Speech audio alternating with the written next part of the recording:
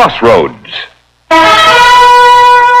Each Crossroads story is based on the actual experiences of American clergymen, pastor, priest, or rabbi, the men who give inspiration and guidance to people at the crossroads of life. These dramatic stories are presented with the cooperation of our Board of Advisors, Captain Maurice M. Witherspoon, Father George B. Ford, and Dr. William F. Rosenblum.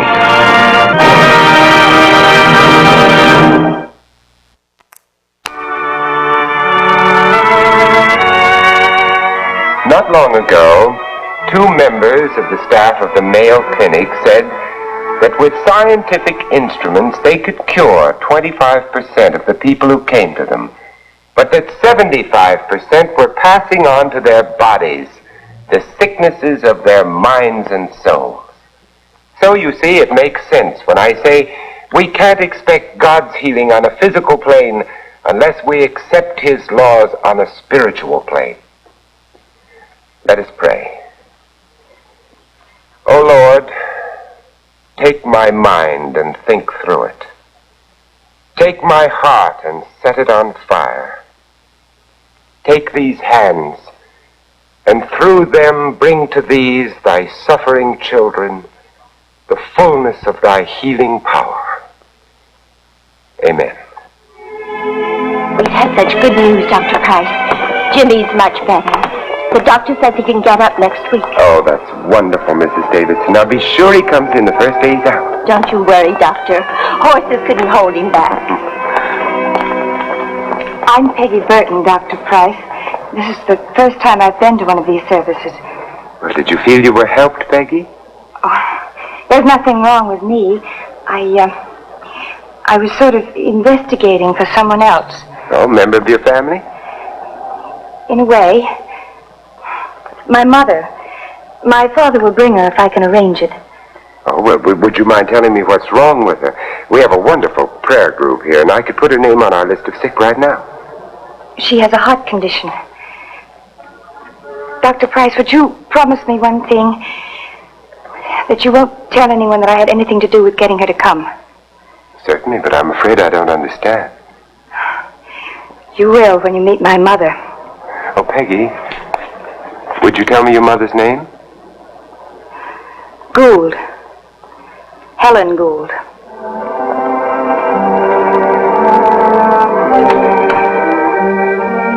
Mrs. Gould. It was good of you to give us this early morning appointment, Dr. Price. Not at all. I had to come in early anyway to catch up on some letters. Nice to meet you, Mr. Gould. Why don't you sit down? Thank you. You know, this all seems very strange to me. I've been an Episcopalian all my life, but I've never heard of a healing service. Well, it isn't really so strange, Mrs. Gould, when you remember that Jesus made healing the sick one of the major works of his ministry. That sounds very impressive, but I really wonder if he would help someone like me. I have a heart condition, you see. I'm not afraid to die. I've done my best to lead a Christian life. I'm prepared to accept God's will. There's no reason for you to talk that way. You've broken every one of your doctor's orders. Rest, diet, smoking. Oh, what's the use, John? He as good as told me I'm hopeless. It's God's will. And there's nothing the doctor nor anyone else can do about it. Don't you agree, Dr. Price? I'm afraid I don't, Mrs. Gould. You see, I don't believe that God ever wills sickness. Mrs. Gould, I'm afraid I'll have to be frank with you. We can't help you here at St. Stephen's in your present frame of mind. What do you mean? Well, healing requires faith. You don't have any. But how can you say such a thing? I believe in God with all my heart and soul. Believing in God is one thing, Mrs. Gould, but believing that God can help you is another. But I told you I'm prepared to submit to His will. You're confusing resignation with defeatism. Resignation is good. Everyone who prays for healing must be ready in her inmost soul to accept a negative answer. But she shouldn't expect it. That's what I mean by having faith. You expect God's refusal. That's all very logical, Dr. Price. But have you ever really helped someone at one of your healing services? Someone with a serious illness, I mean. Yes. Here's some letters. Here's one. I must write and tell you the wonderful news. My arthritis has left my legs entirely and is gradually leaving my arms, too. I credit it entirely to the healing services and the prayers of your wonderful prayer group. Here's another letter from a man whose heart condition vanished after a single service. It's really quite amazing. Now, tell me what I should do. But first, I want you to obey your doctor's orders. You can't expect God to heal you if you refuse to cooperate with his laws, and medical laws are as much his creation as the spiritual laws that I'm going to try to explain to you. Now, doesn't that make sense? It makes a lot of sense to me, Dr. Price.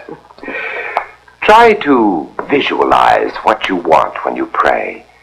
Think of your heart as young and perfect and free from damage. Remember, God will meet you where you are and give you all that you are able to receive. I'm going to do just as you say. Well, we'll be praying for you here. You can be sure of that. Come and see me soon again. Thank you. Goodbye, Dr. Price. I could not get Helen Gould out of my mind. She seemed to be following my spiritual prescription to the letter. But the strange request her daughter had made nagged at the back of my mind. I waited anxiously for news of her next visit to the doctor.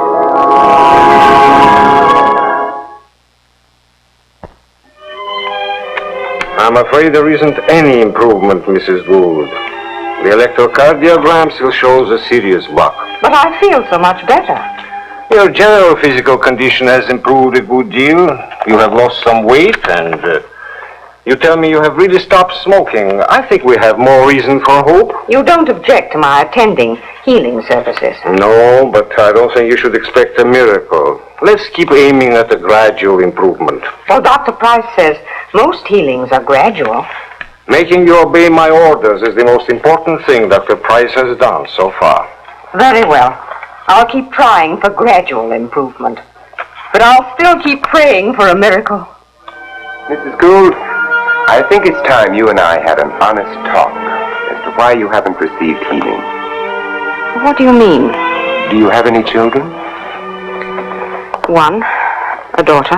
Has there been trouble between you two? No trouble. I simply haven't seen her for some time. Why not? Well, she's married. She has her own life to live, and I have mine. What's left of it. Yet you haven't seen her for some time. That seems rather strange to me. Dr. Price. Yes? Peggy has hurt me deeply. I'm afraid it'd be very dangerous for me to discuss her at all. You know my doctor has ordered me to avoid all excitement. Well, from my point of view, Mrs. Gould, it would be equally dangerous not to discuss it. I feel a little weak. Mrs. Gould, look, I don't see why we can't talk about this calmly and reasonably. Now tell me, did this bitterness between you and Peggy begin before or after her marriage? I feel weak. I'd better get home. Well, whatever you say.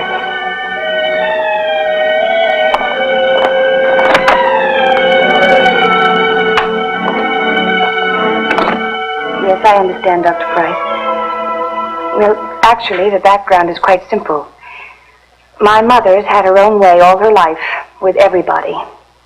And then when I met Don and showed her I had a mind of my own, well, the sparks started to fly. She didn't approve of your marriage to Don.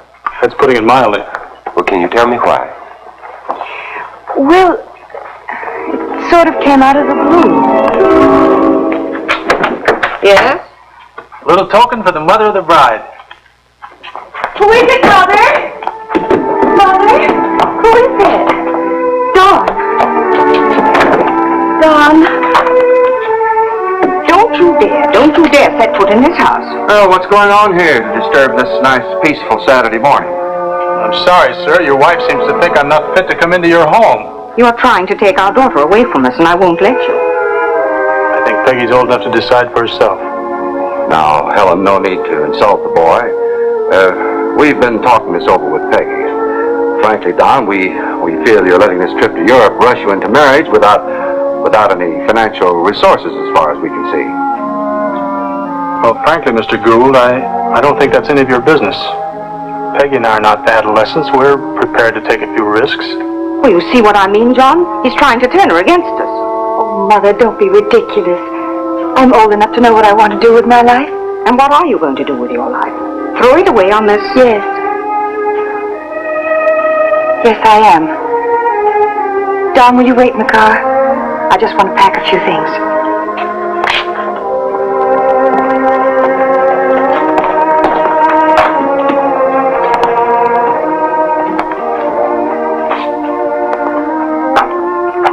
I don't even want to see them go.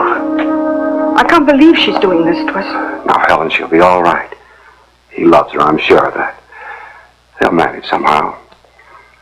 But she wouldn't even listen to me. I shall never forgive her for this. Never. A few weeks after we sailed for Europe, Mother had her first heart attack. She hasn't been well since. When we got back, I tried to see her, but she wouldn't have anything to do with me. And yet you thought enough of her to bring her to our healing services.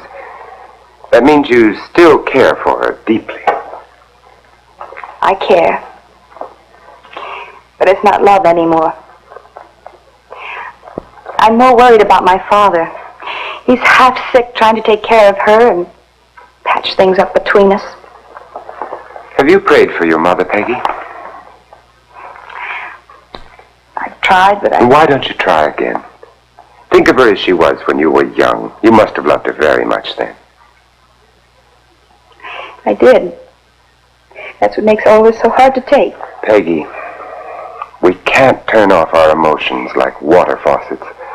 Not without doing serious damage to ourselves somewhere. Try praying for your mother's spiritual health. That's where she needs healing first.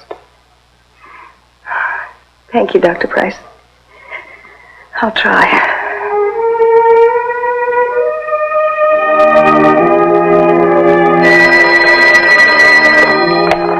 Hello? Yes, just a moment.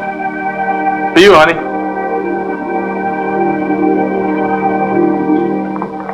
Hello? Peggy, this is Alfred Price. If I got your mother to agree to a reconciliation, would you cooperate? What exactly do you mean by reconciliation? Oh, yes, I think I can do that, Dr. Price. But it would all depend on how Mother acted afterwards. All right, Doctor. Yes, goodbye. So what's up? Dr. Price wants me to meet Mother in his office. Talk things over. Forgive and forget. You agreed, huh? Don, she's my mother. And I don't like the thought of bringing a baby into a family where people hate each other. You make it sound like it's our fault. It isn't. But it would be our fault if Mother really wanted to forget all this nonsense and we refused. Why? Because she's my mother and I believe in forgiveness as a Christian. Look, honey, I love you and I have absolutely no objections to your following your religion, but don't let it go to your head. Oh, please, Don, don't talk like that. It makes me feel awful. Any apology from your mother would be just part of a shrewd maneuver to get you back under her thumb. She wouldn't be the first person to use phony Christian philosophy. Please, Don, please, stop talking like that.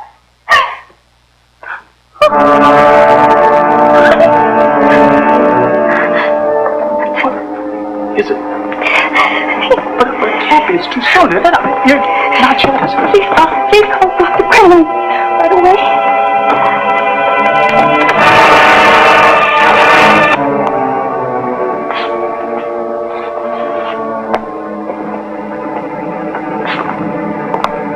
Mr. Burton? Doctor. It's over. 5-pound baby boy. Congratulations. And everyone's in perfect health? Oh, the boy is fine, but Peggy could be better. Well, I don't understand. She's had an awfully rough time. She's not the strongest girl in the world, you know. You mean she's in danger? Well, all depends upon how she reacts to the transfusion she's getting. Mrs. Burton is outside, Doctor. Bring her right in. Hello, honey. How do you feel? Tired. Did you see the baby? No? Only his sin. He doesn't look like his father at all.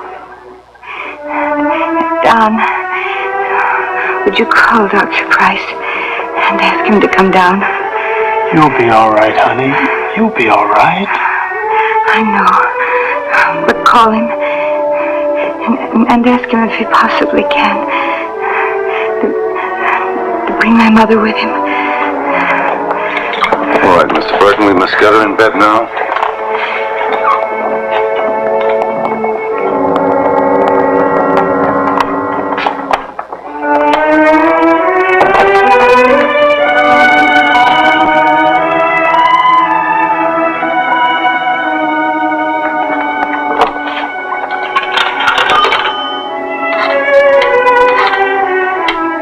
All right, Don. I'll see what I can do, but I haven't seen Mrs. Gould for 2 weeks, and the last talk we had was anything but encouraging. But, Doctor, please. Please, she's calling for her. Make her understand. She's needed badly. I'm sorry, Dr. Price. You and I no longer have anything further to discuss. Did I hear the phone ring? No, it was the wrong number. Helen, is anything wrong? No, what? The phone. Well, you answer it. I'm going out.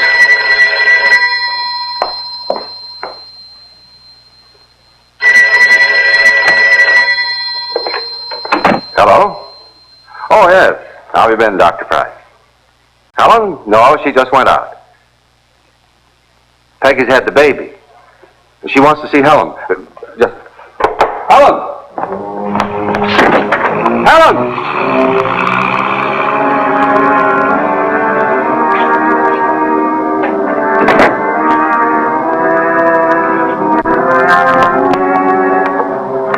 She's gone. No, I don't know where. Certainly you can come out. I'll be doing my best to locate her.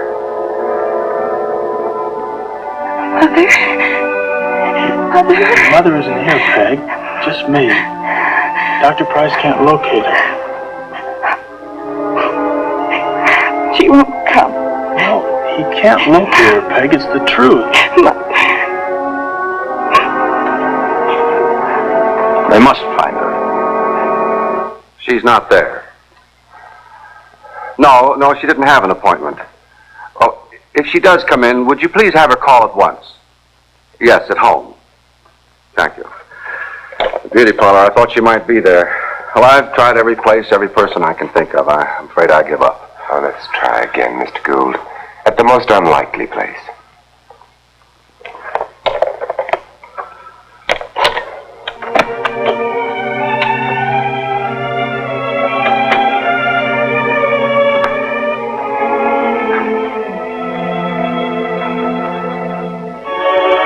How's she doing, Doctor? The next 2 hours will tell the story. But she still has a chance. If she fights. She will, Doctor.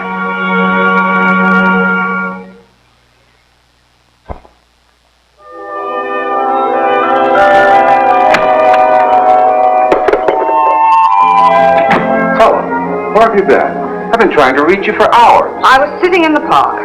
I had a feeling Dr. Price might decide to come out for a little visit, and I didn't want to be home for him. Hello, Mrs. Gould. How often do I have to tell you to stop hounding me, Dr. Price? You don't have to tell me that, Mrs. Gould. Hounding, as you call it, never healed anyone.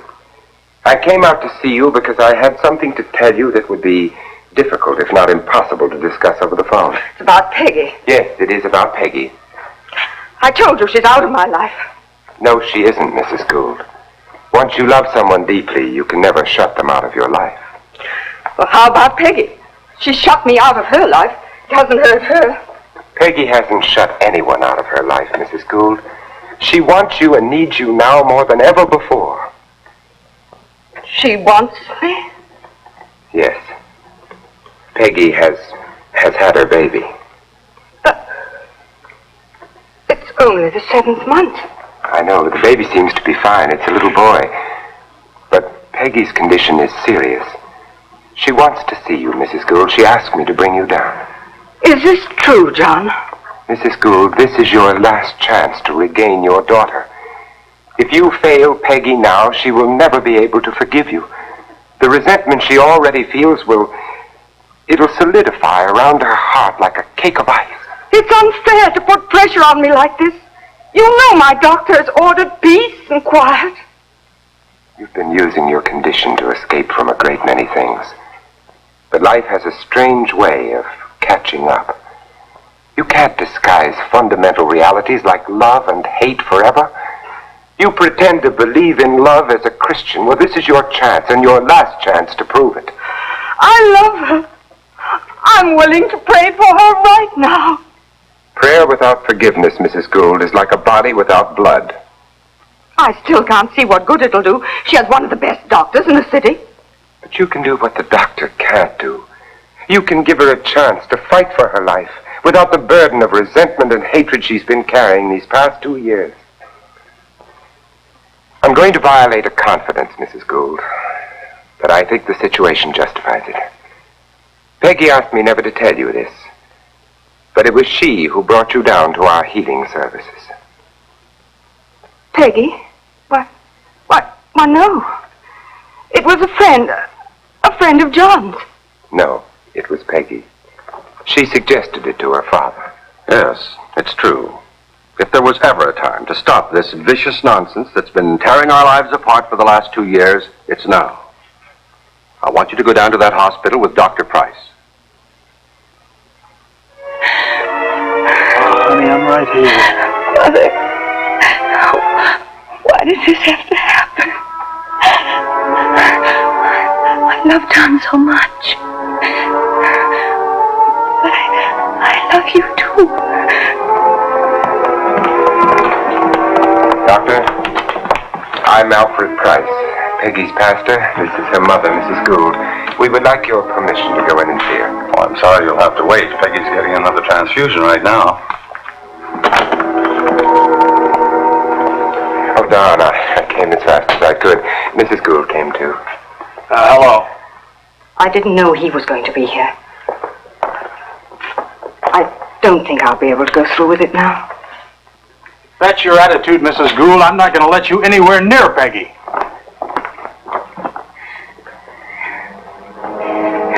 Before either of you say another word, I want you to come over here. Mother?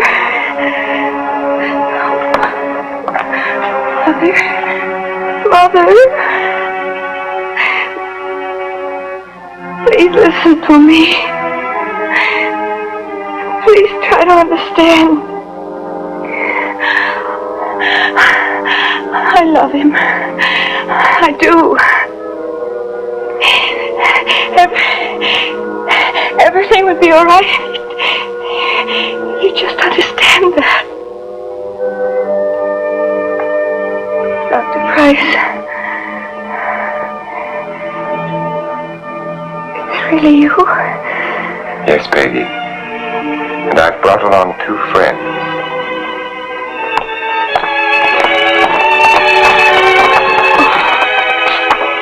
Peggy, dear. I came down with Dr. Price to pray for you, if you'll let me. Oh, Mother. I'm here too, Peggy. It's about time I said some prayers.